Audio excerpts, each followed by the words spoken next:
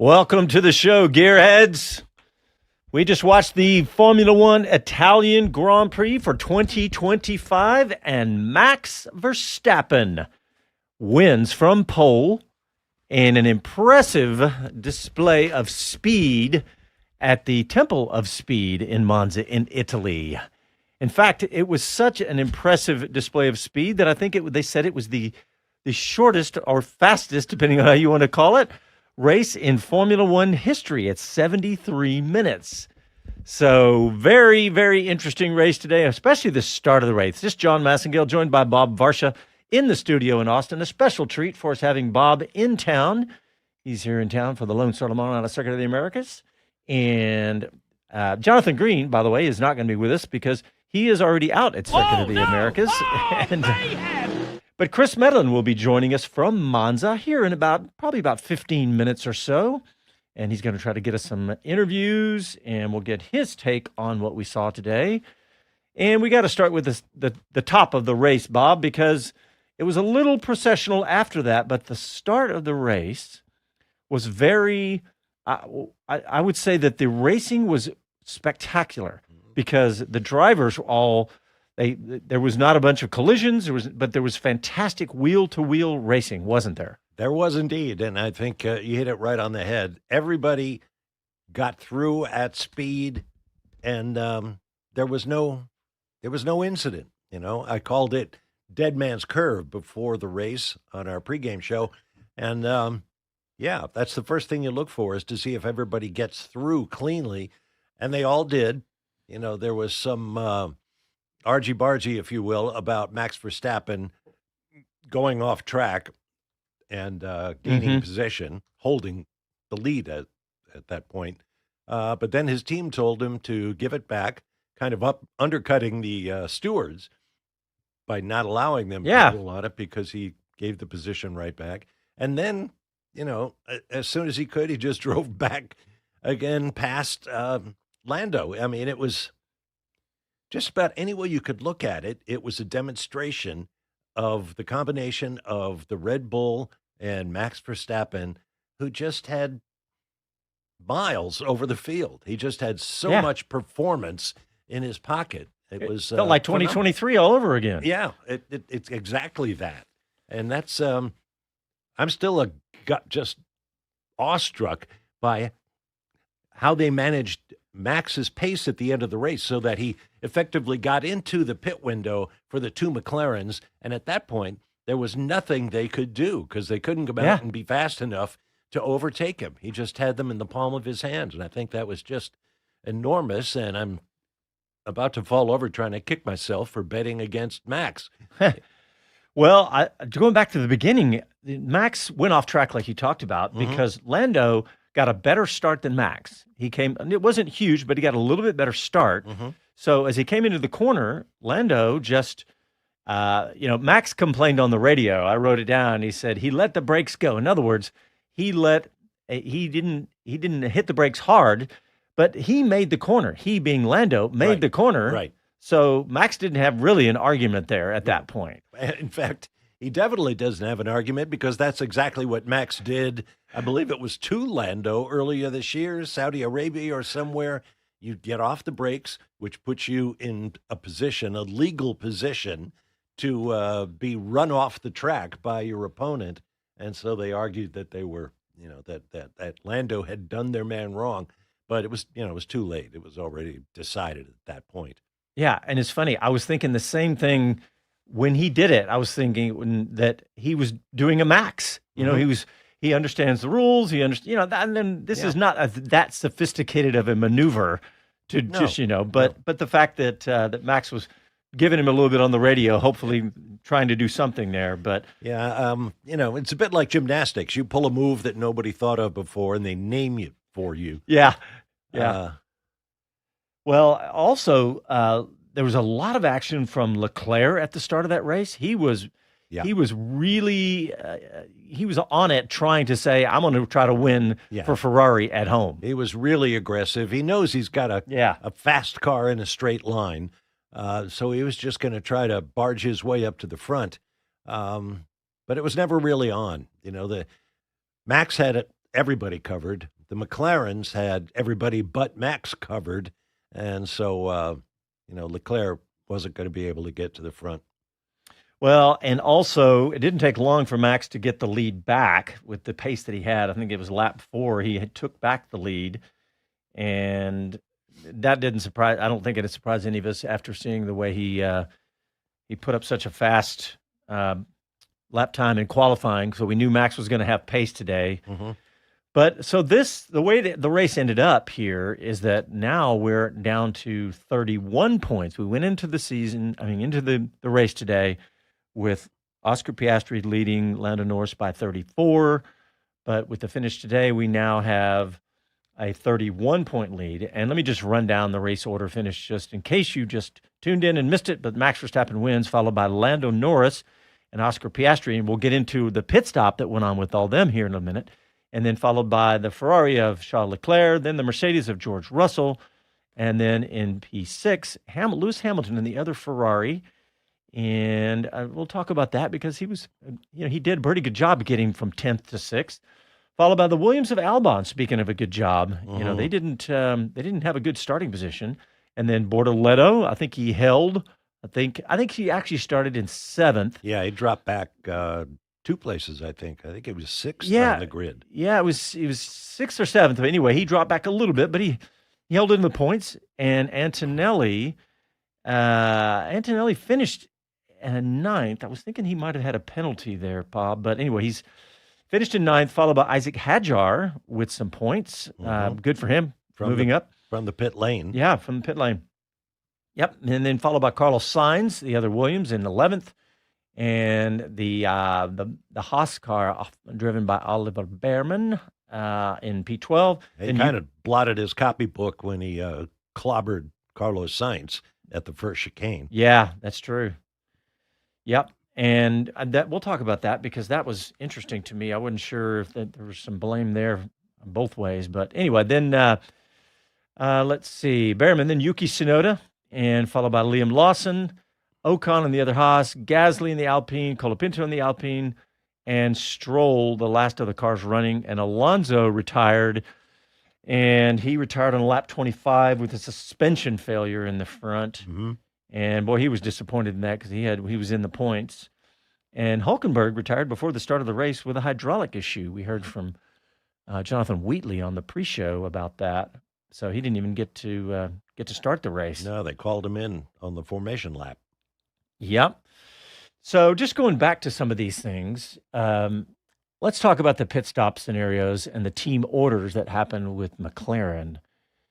It was Piastri pitted first, and then Norris pitted after him, but Mm-hmm. Norris had a problem. They had trouble with the one of the front wheels, and Norris was in the pit stop for 5.9 seconds, so a full 4 seconds behind his teammate in the pit stop time. But when he came back, the team orders, when they got back on track, team orders came out, Bob, didn't they? Yeah, they told Piastri to let his teammate by, much like the situation before the break in Hungary. Mm-hmm. And it was controversial then. This will be controversial now. And that fire has been lit by Piastri in his post-race comments to Davide Valsecchi. He gave it kind of a coy, he kept calling it the incident. And I just think there's more to it than the fact that Lando had a long pit stop. They say it was, the left front corner, didn't go on right away because of the way Lando positioned the car in the pits. Neither of the drivers said anything about that, but, McLaren's is a bunch of straight shooters, so... You're not starting a conspiracy theory here, then? No, I just think there's more to the story than what we've heard. They try to keep things fair and even between their drivers. And they knew at that point, I assume, that they weren't going to get to Max. So, solve the issues between your drivers.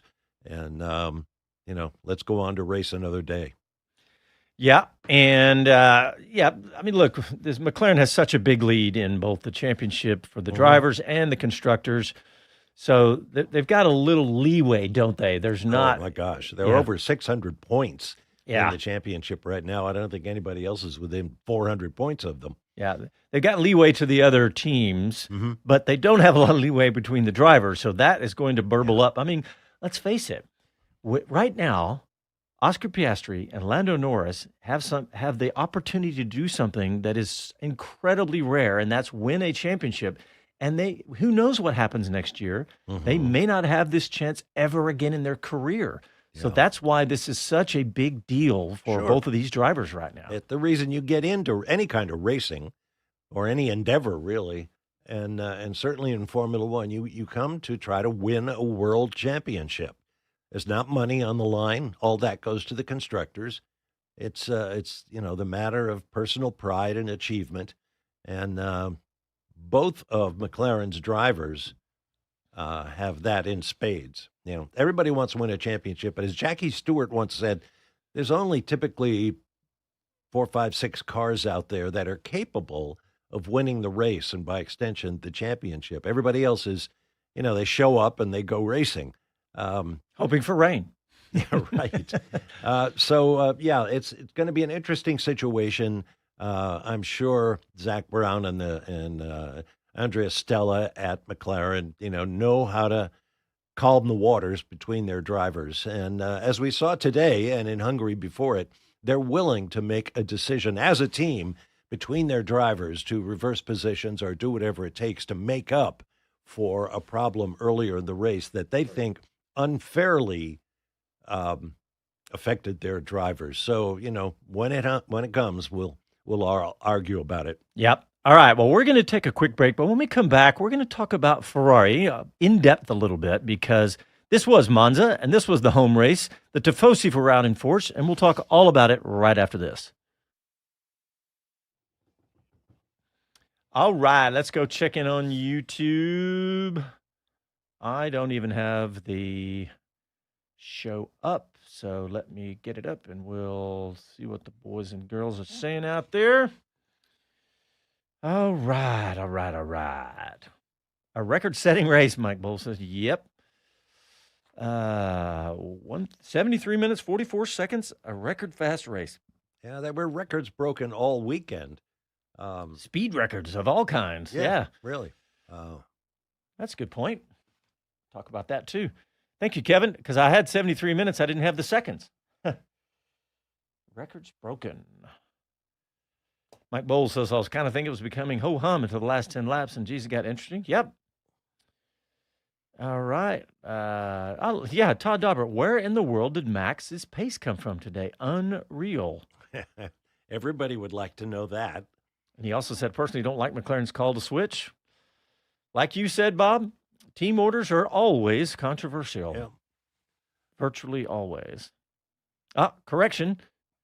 Incoming news. Kevin Kelly said 1 hour, 13 minutes, 23 seconds. Okay, well, we still had the 73 minutes, right? All right, let's see. It's interesting. The McLaren team management could handle it one of two ways. One is fortunes of war. If you somehow have a problem, whether it's team-oriented or on the track, you get what you get. Yeah. But McLaren goes a step farther. They think if it's our fault, then we'll make it up on the track. We'll switch positions if that's called for, if one driver's not too far ahead of the other, which I think is interesting. And I can't recall a team in recent years that has done it that way before. It's usually, race on. Yep.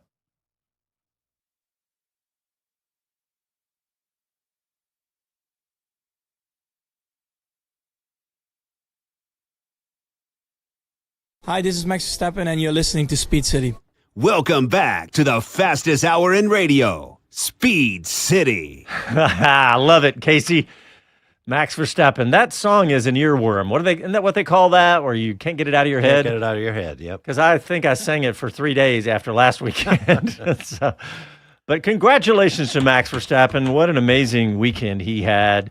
And what an amazing weekend for records, right? I mean, we had a record fast race. We also had a record fast lap from Max yesterday. Not only was it the record for the the fastest qualifying lap around Monza, beating Hamilton's record from 2020. But it was the fastest average speed for a single lap in Formula One history at 164.465 miles an hour. Unless we forget, Lando Norris also got under the old record. So the front row was two pioneers, if you will. Yeah, absolutely. All right, I said we were going to talk about Ferrari. It's Monza. And we had a very aggressive Charles Leclerc trying to make something happen, really. And he was basically trying to make something happen because he didn't have some blistering pace to get around the other cars. No, he got his elbows out and just pushed his way forward. Lewis, meanwhile, was trapped in a DRS chain that made passing very difficult. Yeah, and the pace that Lewis had to bring him from 10th to 6th was obviously pretty good. He, it was really quiet. We didn't really see much of his race, did we? So we didn't. Yeah, just a couple of little blurbs from them on Lewis Hamilton. But I'm just thinking about the way if I'm a Ferrari team member, I think I would have to say that I was happy with the results. Right? It could have been better, of course, but you finish 4th and 6th after starting 4th and 10th. Leclerc held position, and admittedly, he was 25 seconds behind the leader. But I think, would you agree, Bob? At least, it could have been a lot worse. Yeah, there's probably a little bit of psychology in there too. They wanted to show the Tifosi, their rabid fans. We may not win this race, but we're sure as heck going to fight it. Yeah, we're going to try. Absolutely. So let's see. What else on Ferrari? I'm just thinking about the fact that Lewis Hamilton had been so down on himself, and he was better last week and seemed to be better this weekend too. And I think he's probably going to come away happy with a position of 10th to 6th, a position rise like that. Yeah, I think so. You're correct that he came into the weekend in a very upbeat mood. He was so excited about racing for the first time in a Ferrari in front of the Monza crowds. And he maintained that upbeat message really throughout the weekend. And I think, I could be wrong, but I think if you could talk to Lewis Hamilton right now, he would still be upbeat about the way the race went down. He had the support of the crowd. He never lost it. In fact, I saw some shots on the feed at the end of various team members hugging Lewis. Yeah, that's good to see. Chris Medland is in Monza, and he's not live with us right now, but he's grabbing some interviews. And one of the people that we had just ran down the list, one of the drivers that had a good day was Alexander Albon, because he started down the order and he finished in the top 10, finished in P7. And Chris caught up with him, and we'll play that now. And I've got Alex Albon here, walking back to the motorhome, probably feeling pretty pleased with that outcome. P7 today. Yeah, very good. I'm very happy with that one. I would say surprising. Again, that's 2 races in a row. I think the race pace strategy looked a little bit depressing, and one-stop racing for everyone and nowhere to overtake. And then suddenly we went for the alternate strategy and P7. So very happy. Very easy. We did a walk and talk on Thursday down here, and you're not a huge fan of Monza. Do you like it a bit more now? I still don't like the track that much, but it works for our car, so it's kind of like a love-hate relationship. Well, today, though, what were the tactics in the early stages there? Because James said on the grid it was elbows out, but it looked like you couldn't really make much progress in the first few laps. No, it's a bit awkward. It's turn 1 and 2 is not great corner, not a great couple of corners for lap 1. It's just a bit awkward and side by side, so couldn't do much there. But our race was a long game. Starting on the hard tyre, we knew we had to go longer than everyone else on the mediums. Managed the tyres early, and it was just a very, very easy, very well-managed race from there on. And you mentioned 2 weekends in a row of surprise, a good double-header for you with big points in both. Do you feel like the team's maximised its results, certainly with your car? Yeah. I mean, we've mostly overachieved in many ways, but we've underachieved on Saturdays, and we've overachieved on Sundays. I'm happy where it is, but I would rather have an easier time with it give ourselves a bit of a better starting position on Sunday. That's an area we need to work on. Well, then I'll let you work on that ahead of Baku. See you then. Thank you. I guess you could tell there was a certain amount of frustration there, of lost potential from Alex Albon. In truth, he had a very solid race, considering he was stuck in that same DRS train, all of the cars running close together, most of them within DRS range of the car ahead, but just never with the opportunity really to make the pass because the car behind them had DRS, and so it went for them.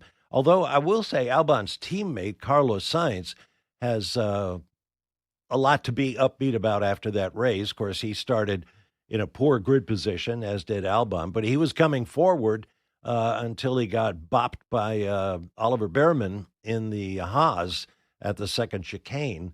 And yet he still came through and finished just behind his teammate. Where do we have Sainz?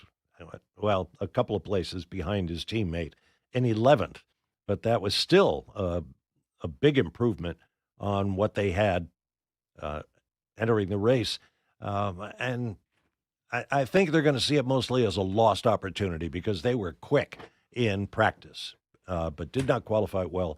And yet they came through. Albon in the points in 7th, and Carlos Sainz still hoping to break his string of bad luck in 11th. Yeah.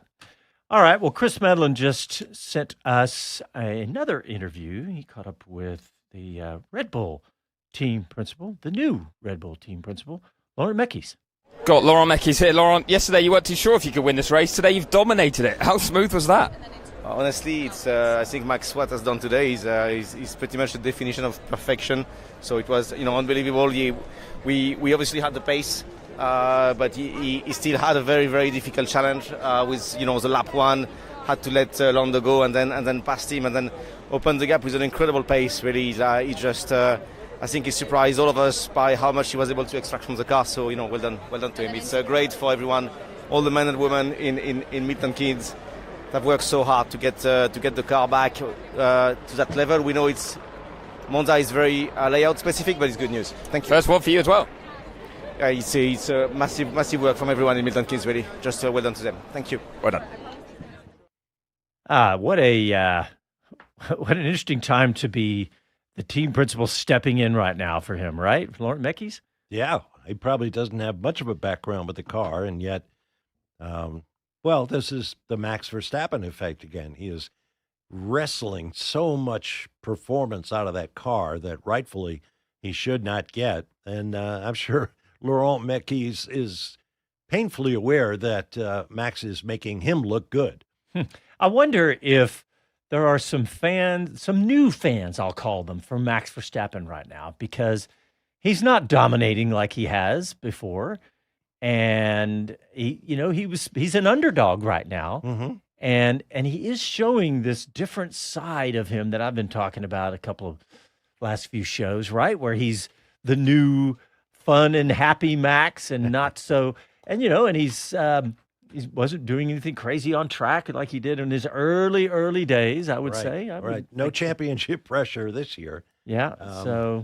And he also, he and his partner, Kelly Piquet, or Julia Piquet, I get the Piquets all mixed up, had a first child together. Yeah. So, it's been a pretty good year for Max all around. Yeah, absolutely. All right, well, let's get a quick break in. When we come back, we'll continue to break down the Formula One Italian Grand Prix right after this.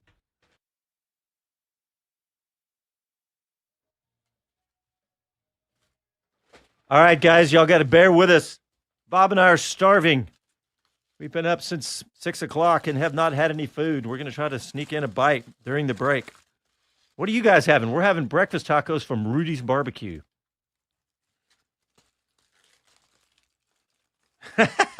What? Oh, I like Rudy's because it's fast and. Oh, that's right. That's right. Yeah.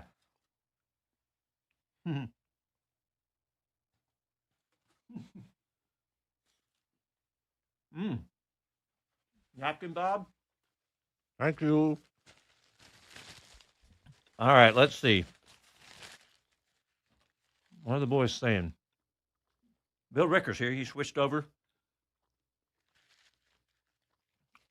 Jack Doyle, new name I don't recognize. Ferrari should have pitted Hamilton directly after Leclerc. Really sorry, guys. What are you eating? We're eating, Chris. We're in the break. Casey, I thought you were going to hit the chewing filter. Unbelievable. Okay. So now I have Wi-Fi, but if I have to roam again for interviews, I'll lose it. All right, but we played Albon and Mekies. Cool. It's just Brilliant. those two for now. I am trying to get someone from Ferrari, but it's unlikely. All right. There's lots going on here. Todd Dauber says, Rudy's is great. I'm envious. Todd, we are in Austin, Texas, where barbecue is a lifestyle and is, royalty. Family wars, exactly. Franklin's and all right, here we go. Coming back.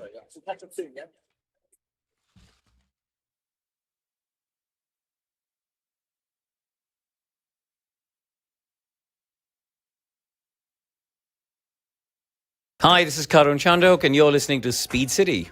Welcome back to the fastest hour in radio, Speed City. Thank you, Karun Chandok. I really enjoy listening to Karun Chandok, and he is a very good friend of Jonathan Green. And all right, well, we are back, and I'm going to bring Chris Medland into the show. He has found some Wi-Fi, and he's connecting with us. Mr. Medland, how are you, sir? You lost me. You said you couldn't find me. I couldn't find you. I found you now, though. How are you? Yeah, I'm good. I'm still here. Fortunately, I'm well placed. I'm hovering around the back of the Ferrari garage, which, as you can imagine, in Monza is a quiet place to be. Wi-Fi here, so that's why I'm staying put. Just watching Fred Vasseur and Jerome D'Ambrosio have a chat with Charles Leclerc after that race. So hopefully we'll get one of those three. I'm pretty sure it won't be Charles, but maybe Fred or maybe Jerome, just for their thoughts on this whole event, the whole weekend. But they're wearing some very cool retro team polos. So I can tell you that. I really like the gear they're in. If nothing else, they've looked smart this weekend, haven't they? Huh, yeah, very nice. That's cool. Hey, it is Ferrari. It's Monza. It's the Italian Grand Prix. So I would expect nothing less for them to be doing whatever it takes to have a fantastic weekend. I mean, they were fully committed, weren't they, the whole time? Absolutely committed. And Fred might come over here, I think. I'm not sure who he's going to... I'm going to join the queue for a split second, but we might get a word. Okay. We've done some Italian media. So I'll do my normal thing where I suddenly jump in and rudely interrupt you all. All right. Give me 10 seconds for a word from our sponsor. Right now, with zero commitment, try Oracle Cloud Infrastructure for free. Head to oracle.com/formula. That's oracle.com/formula. All right, Chris, it's all yours, buddy. Whenever you're ready, you just jump in. But Bob and I were just going through that, talking about the McLaren team orders and, of course, the dominant and incredible victory from Max, honestly. And I know you got to enjoy that moment with Laurent Mekies, but really amazing from Max, wasn't it? It really was, yeah. On that moment with Laurent Mekies, actually, I was surprised. I think he's struggling with the limelight a bit at Red Bull. He doesn't like, he spoke to us a lot, was very friendly, and then I've spoken to the team a bit since. He still will chat to us because obviously we have a good relationship with him, but it seems to drain him doing so much media, so much more media at Red Bull. And a day like today, you can see he's happy, but he's got a million other things his engineering mind wants to get onto. A bit like Andrea Stella, who's always, it's quite often why Zach Brown speaks and why Stella speaks at the end of a day, because he wants to get on with the engineering debriefs. He just wants to really tap into all the stuff that's to do with the race rather than doing the media part. And I felt that with Mekies today. But if they perform like that again, he's going to have to get used to it, because what a turnaround that is. Inside 12 months, if you think how bad it was here last year for Red Bull, not only over one lap, but in race pace too, over half a minute off, from nowhere, nearly a second off in qualifying, to then taking pole and dominating like that. I mean, it's remarkable, really. And there was a new floor brought here. So maybe it's an improvement in performance that will actually carry through as well. Maybe not to the same extent, but to other tracks as well. Yeah. Chris, a quick question out of left field here.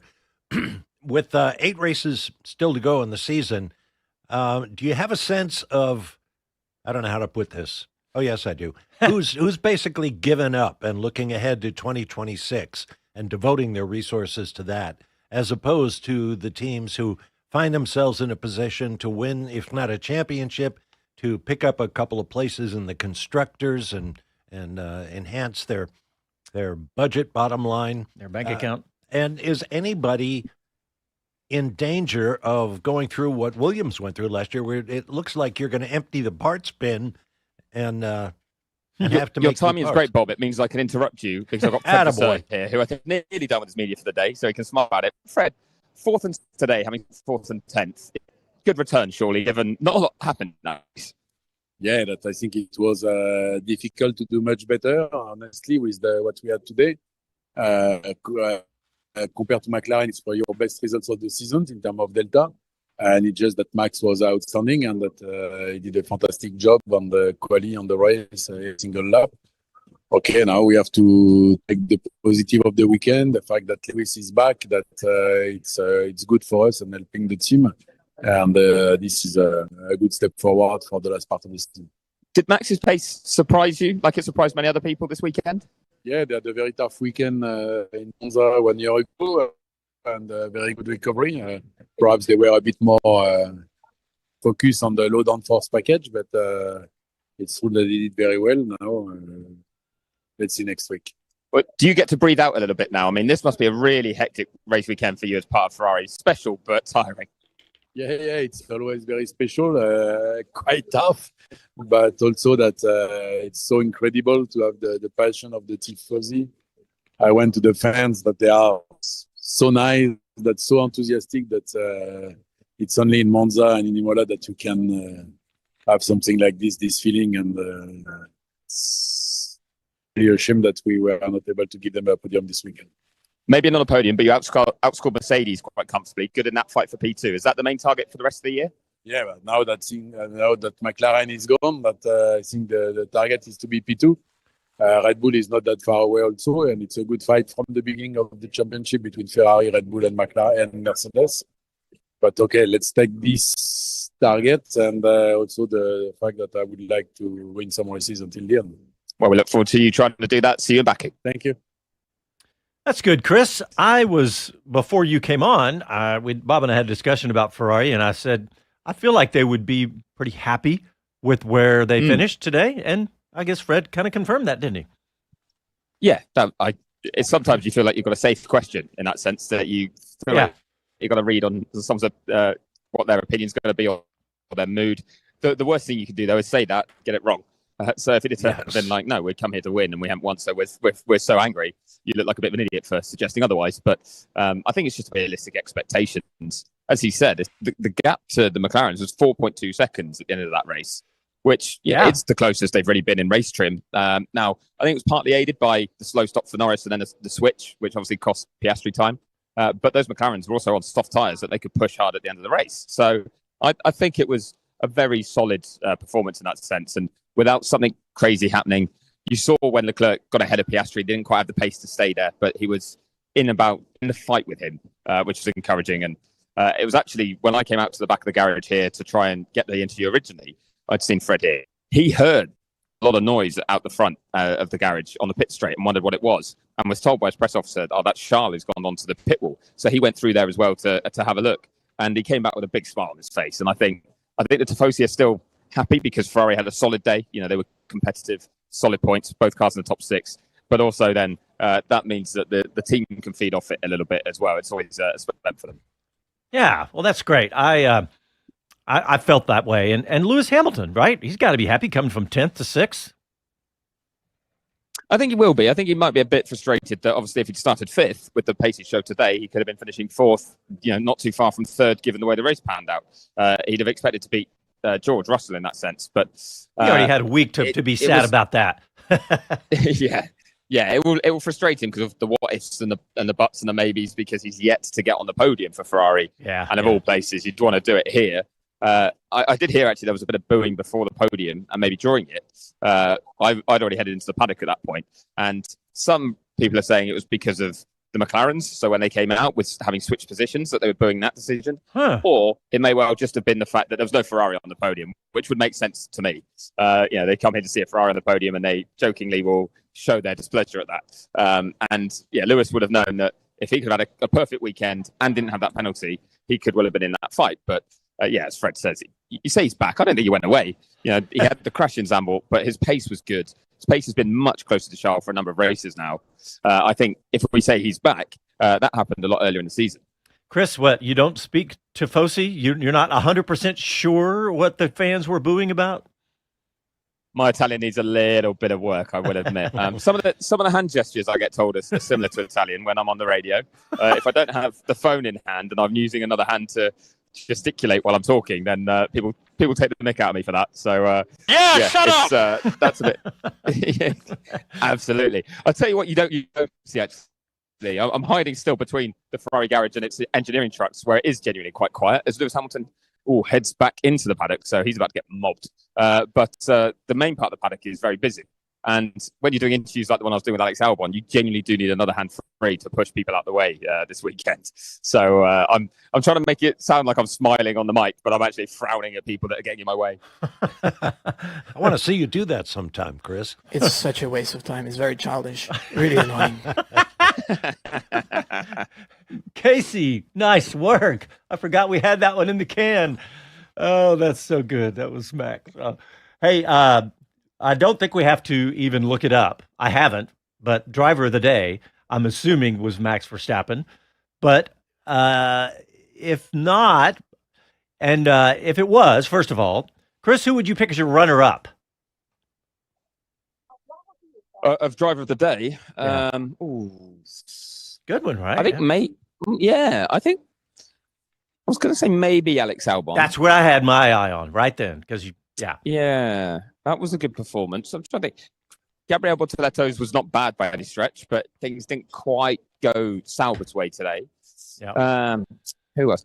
Tell you who would have been in the frame for it would have been Fernando Alonso before his retirement. Yeah. He was so smart the way he'd hang on using DRS and then got himself ahead at the pit stops where he'd really attacked the pit entry, hadn't he? And obviously the team helped with that, but he was driving excellently. I don't know if he'd have stayed where he was, but that suspension failure robbed him of the chance to convert that excellent start into solid points. So there's a good few candidates, I'd say, out there actually that had decent days. Isaac Hadjar as well from the pit lane to 10th place. Yeah. Work. I think Bob was about to say that one. No, I was about to say Kimi Antonelli just because he's Italian. Ah, there you go. Yeah. But and it it's looks worth like noting Antonelli finished behind Gabby Bortoletto, who started ahead of him. So that was an interesting battle between two of the top rookies.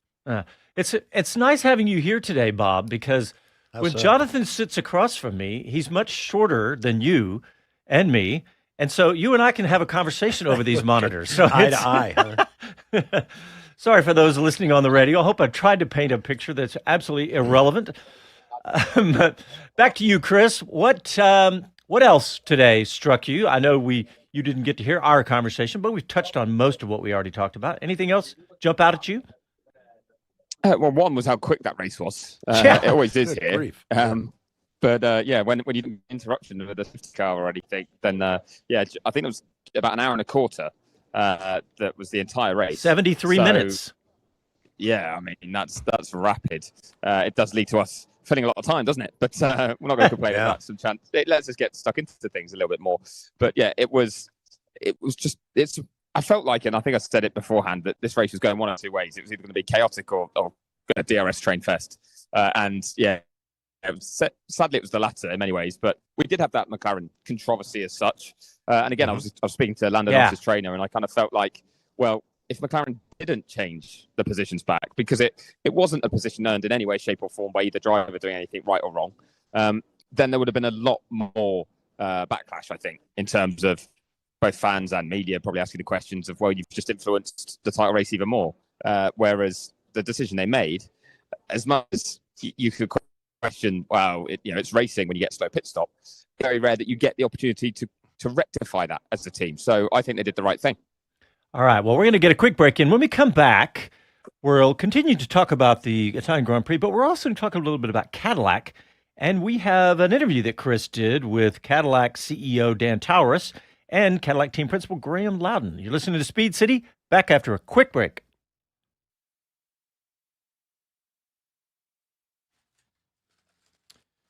All right, we're still live on YouTube. Let's see. There was lots of activity, lots of new folks out there. Carl says, I love seeing Bob in the studio. So do I, Carl. It's been fun. Thank you very much. Mr. Varsha has a backup career in comedy, Mike said.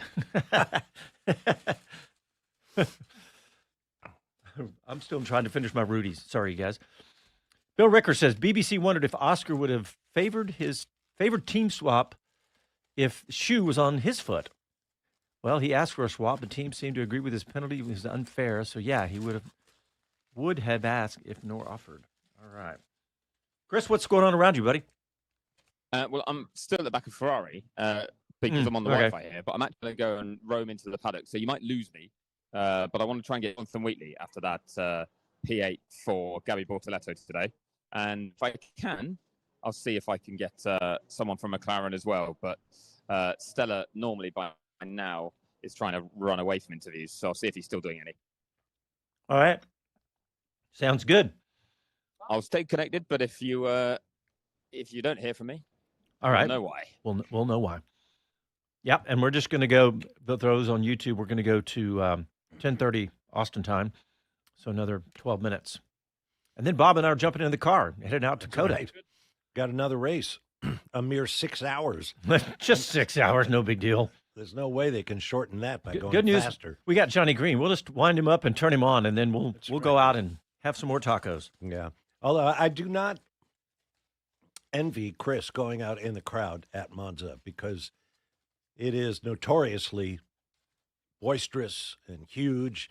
Back in the day when I was working with ESPN and my pit guy was John Bisignano at Monza, he would insist on doing his final goodbye, everybody, with his hand on the rope that brings down the garage door because otherwise you just get assaulted.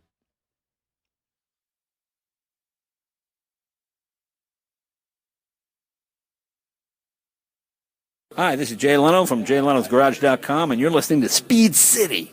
Welcome back to the fastest hour in radio, Speed City. In business, they say you could have better, cheaper, or faster, but you only get to pick two. What if you could have all three at the same time? That's exactly what Cohere, Thomson Reuters, and Specialized Bikes have since they upgraded to the next generation of the cloud, Oracle Cloud Infrastructure. OCI is the blazing fast platform for your infrastructure, database, application development, and AI needs. Where high performance, AI needs, where you can run any workload in a high availability, consistently high performance environment and spend less than you would with other clouds. How is it faster? OCI's block storage gives you more operations per second. Cheaper? OCI costs up to 50% less for compute, 70% less for storage, and 80% less for networking. Better? In test after test, OCI customers report lower latency and higher bandwidth versus other clouds. This is the cloud built for AI and all your biggest workloads. Right now, with zero commitment, try OCI for free. Head to oracle.com/formula. That's oracle.com/formula. And I will give you guys a report. We've started using OCI here at Speed City, and we're loving it so far, but we'll let you know as we go along how what works for us. All right, Jon Massengale, Bob Varsha, and Chris Medland in Monza. Chris, it sounds like your Wi-Fi is still connected. Well, even better. I'm not even on Wi-Fi anymore, so the circuit's cleared out enough that my phone signal's now holding up. Wow. Which is the dream. Means I can really move around and still fail to get interviews, but at least I can do it while getting some steps in. So I've headed down to Sauber at the end of the paddock and pit lane, essentially, the closest motorhome to Turn 1. I want to say, actually, at this point as well, I'm sad to see these motorhomes go for another few months. This is the last race with what I call normal paddock, where you've got the engineering trucks and the motorhomes, and we'll go to kind of temporary buildings that are supplied by every circuit from now on because we fly everywhere. So, this was the last one. They're all driven here, and they're cool. I like them. Yep.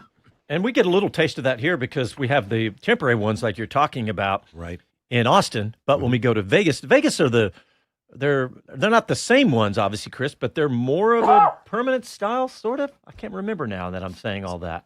Slightly more permanent. I still think they are temporary. They're just a bit bigger. Yeah. Although each year I've seen every race we go to where they're building them, they seem to be building bigger and more impressive kind of structures. You're getting balconies on top and everything. So yeah, everywhere it tends to be temporary if it's a street circuit or a venue that doesn't host certain size events. So somewhere like Abu Dhabi we go to, that's got permanent buildings. Same with Qatar, they have a lot of money to throw at their venues there. But then when we go to Singapore, that's a temporary structure, but a very impressive one. Same with Kota, same with Mexico, same with Vegas. And in Brazil, they've got permanent ones now to Interlagos because they are used to running big events daily. Yeah. Just thinking about who we didn't give any love to today's show. We talked a lot about Max and the McLarens and the Ferraris. George Russell, I think we barely touched on George. Finishing 5th. They looked fast all weekend, didn't they, Chris? They did indeed, if you were saying Mercedes. I was half listening to you and half talking to Sauber to see if George Massengale was around. Yeah, I was saying. You said George Russell? That's right, yes. Good. I can nearly multitask. They did look pretty quick, actually. Yeah, they did a solid job. They were competitive without really being able to threaten Ferrari enough. There was a spell I thought Russell was going to get at Leclerc, but then Leclerc just edged away from him, like lap by lap, and Lewis put the pressure on a bit more himself. But my sad news is that right now I'm not going to get Jonathan Wheatley live on the show. So let's head elsewhere and see who we can doorstep. I must say, after qualifying, George Russell was really down and out. He was saying they should have done much better. I mean, they qualified in the top 6, I guess. Yeah. But George seemed really irritated. I think he thought they could do better, at least get on the first 2 rows, or possibly maybe he thought he had a pole car. Yeah. Essentially, I think, it's when you're looking around at the other cars as well, isn't it? It was the fact that so many were in that mix and you felt like they were competing for pole, even if they didn't get it, like Leclerc even. At times, the Ferrari looked like it had the 1-lap pace. But you never quite saw that 1 lap at any stage in the weekend from Mercedes that said, yes, they could be a threat too, which genuinely must really impact your kind of positivity going into each session. Yeah, for sure. I think that, Antonelli, I picked him on the podium. I think that's what happened to him today. I picked Antonelli to be on the podium, but he didn't have his greatest day, huh, Chris? No, he didn't. I did nearly message you to say stop the count after 3 laps when I think Leclerc had got ahead of Piastri. And we had Verstappen, and Norris was ahead at that point before Verstappen took it back from him. So you had Norris, Verstappen, Leclerc, and I was like, this was my shout, but that didn't end that way either, did it? So Antonelli, I think it was all on the start. It looked like he got away really poorly off the line. And as we talked about with a few people in interviews today, it wasn't easy to overtake. There was not actually a lot going on once you got away from those first few laps. And even around the pit stop phase, there was a bit of movement in the midfield, but not a lot. So unless you're on a different strategy, you just weren't going anywhere. And Antonelli shot himself in the foot off the line, sadly. So he'll look at that, whether it was partly to do with the way the team had configured the clutch for the start of the race. Sometimes they do agree. I mean, they're so sensitive, these clutches, and the way that teams have to be setting the cars up to get off the line. They practice them so much. They do so many practice starts. And if it doesn't happen, then or it's not perfected, then it can really cost you off the line because everyone is working so hard at it. All right. Well, look, Chris, let's shift gears and talk about Cadillac. I promised that we would do that. And you've got an interview that we'll play here in just a second. But, look, there's been so much buzz about Cadillac. It's been so exciting, especially for us here in America, to have an iconic name like Cadillac and General Motors. And I just think I was looking at some stats from Cadillac. They're doing great right now. It's a really interesting stat that they're up to 35% of their cars being sold right now are electric. But Chris, you caught up with both CEO Dan Towriss and team principal Graeme Lowdon, and let's hear from them now. The first contact that I had with Colton, one of the things that really impressed me was, he has a humble approach. I always, the best people at everything always have that humble approach because they have a belief in their ability, and that came across really, really strongly. And there's no illusions as well. He knows that if he does Formula 2 racing for whatever reason, whether it's to learn tyres or to, get used to something or whatever, he knows that the competition there will be absolutely extreme in terms of talent and everything. And I like that people have respect for the competition, and just his, the whole way he's approached it, I couldn't fault at all. And it gives us an awful lot of confidence in the team as well. Nobody comes to this team entitled in any way, shape or form. The team's always the biggest thing, and it just gives me a lot of confidence for the future relationship and the contribution that he can make to the team as well. We are looking to do a few things differently, and we're looking for diversity in so many areas, and how we're hiring people, the diversity of thought. Try and do things, not everything, but do certain things in a different way, and so having his insight is equally as valuable. And again, the best people we have on the technical side are the ones who listen a lot, and you listen, you learn, and every day is a school day. So I'm super excited, and also this wouldn't work if there wasn't this super high level of trust between Colton and Dan, because Colton is already a TWG Motorsport driver. So in doing this, it's not stepping away from anything as such. He's part of the TWG stable, if you like. And so I think it's a reflection on the relationship that Dan has with the drivers, and the fact that they trust the bigger picture and where everything's headed. That's a really good thing. Well, I think this is a nod to showing respect to European open wheel racing. I think we've seen a lot of times someone says, "Oh, well, you're the IndyCar champion, and now you're going to move over to Formula One." And it's like that entitlement approach, hasn't worked in the past, and everything has to be earned, and each series is different. And so I think the fact that that Colton is viewing it the way that he is, and showing that respect. Coming in, I think that's the right way for an American driver to come in, certainly for us on the Cadillac Formula One side. Yes, we are going to be following the Cadillac F1 team very closely, of course. And but yeah, that's all we got time for today. Want to thank everybody for tuning in today. Want to thank Bob Varsha and Chris Medland and our producer, Casey Johns. And, of course, we got a week off from Formula One, but Sunday night with Speed City is still going to be going on next weekend. And, of course, Chris and I will be doing the Wheel to Wheel show on Wednesday. So thank you again, everybody. We really appreciate it. And have a great afternoon.